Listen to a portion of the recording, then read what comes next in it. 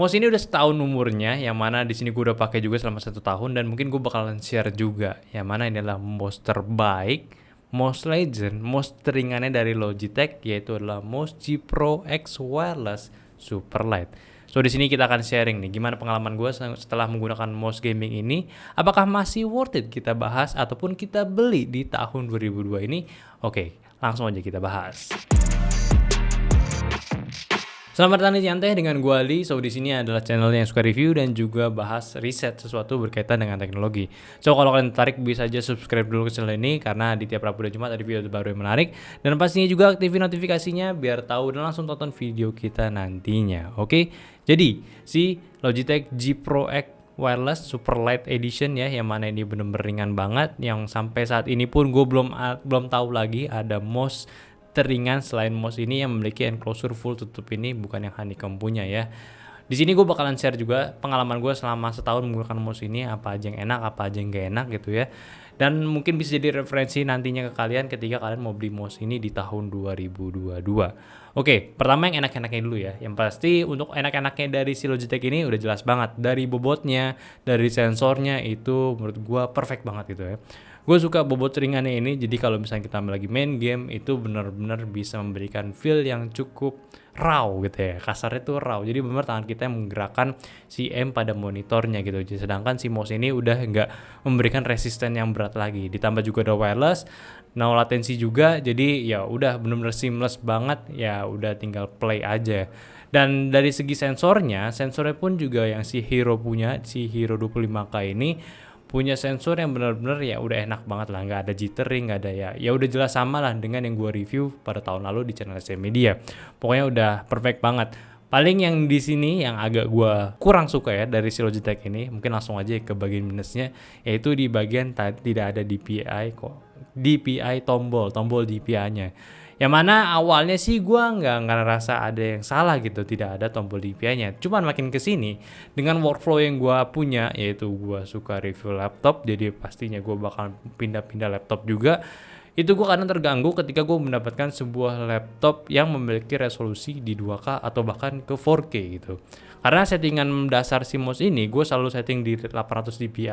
Jadi ketika gue pindahin ke layar yang udah punya 2K atau 4K, otomatis pergerakannya tuh akan berat banget itu ya. Bener-bener berat banget, kayak gue jadi tuh mesti gerakin jauh banget biar bisa menggerakkan kursornya dengan leluasa. Yang mana itu agak ribet banget kalau misalkan gue lagi di mode yang kayak mager gerakin tangan gue gitu. Jadi otomatis di setiap laptop yang gue punya, yang gue testing itu kayak harus banget gue install Logitech G Hub untuk settingan si DPI-nya ini. Dan kenapa nggak setting ke memory on board-nya aja? Ya nggak bisa juga. Kalau misalnya gue setting di 1000 atau 1600, otomatis kalau misalnya gue balik ke laptop yang full HD, bakalan cepet juga ya, kayak gitu.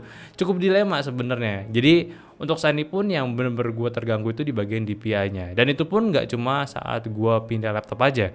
Ketika gue menggunakan laptop gue, misalkan laptop belakang monitor gue ini kalau kita dual screenin gitu ya, laptop gue full HD dan si layarnya di 2K Wide QHD gitu. Jadi pas di bagian layar laptopnya tuh enak ya, di 800 dpi aman. Tapi ketika gue pindah ke monitor yang 2K ini, tiba-tiba jadi kayak lu jalan nanjak gitu, jadi lambat pergerakannya. Itu yang benar-benar perlu kalian perhatikan. Apa kalian sering pindah-pindah device atau enggak? Ya itu benar-benar harus diperhatikan. Atau enggak kalian bisa aja ya ngorbanin satu tombolnya ini buat jadi DPI cycle. Kedua, penggunaan gue semakin sekarang gue bisa katakan kayak semakin ini ya, semakin jorok gitu. Joroknya ini bukan kayak gue mainannya main kotor gitu, cuman kayak ya gue udah jarang juga menggunakan mouse ini dipakein dengan dashpad atau enggak mousepad gitu. Jadi untuk di sini ya gue pasti pakai mousepad. Tapi ketika gue kerja di lantai bawah atau enggak bareng teman-teman, ya otomatis mouse-nya ini gue nggak bakalan pakein dashpad, mousepad gitu ya. Ya karena ini meja sharing kayak terlalu gimana gitu ya. Gue ngabisin tempat buat yang lain, jadi otomatis gue pakai mouse ini di meja. Yang mana untuk sampai saat ini gue bisa lihat PTFE-nya ini udah nggak kayak sesmooth ketika kita menggunakan pada mousepad. Tapi ketika gue pakai mousepad gue yang saat ini gue gunakan punya si Daxa, ya untungnya tidak ada pengaruh yang gimana-gimana juga saat gue menggunakan mouse-nya ini.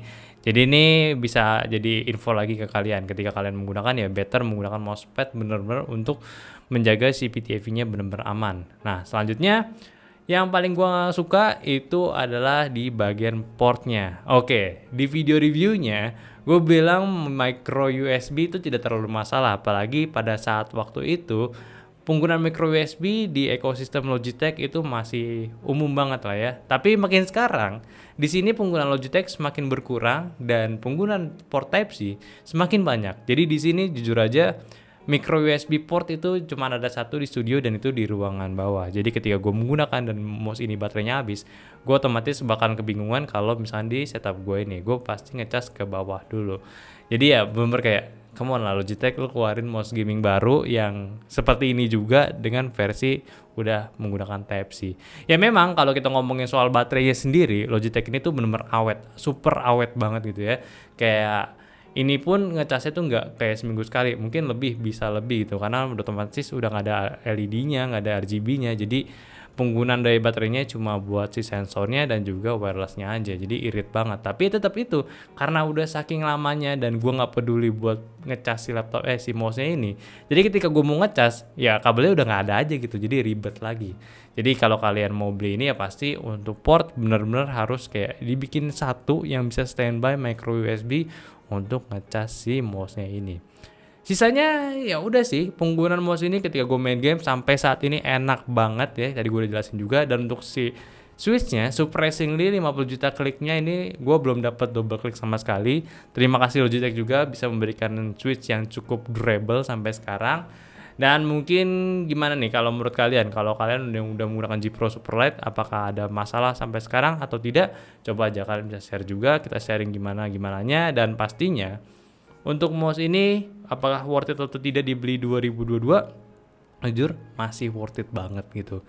Ya kecuali dengan beberapa info yang gua kasih tahu tadi. Jadi itu benar-benar perlu kalian perhatikan, apakah kalian pengguna DPI yang suka gonta-ganti atau enggak kalian yang nggak suka pakai micro USB. Itu penting banget buat kalian pertimbangan. Tapi ketika kalian ingin sebuah mouse gaming ringan, terus yang punya grip ambidextrous yang seperti ini, dan juga performa dari sensor dan wireless itu yang gue bisa bilang itu adalah perfect, ini lu wajib banget beli. Karena dari harganya sendiri saat peluncurannya tuh si Superlight ini tuh di harga 2,3 juta. Tapi sekarang ketika gue coba lihat di toko resminya lagi, mouse ini cuma dibanderol sebesar 1,7 juta aja. Atau bahkan yang secondnya aja yang dijual tuh udah di 1 jutaan.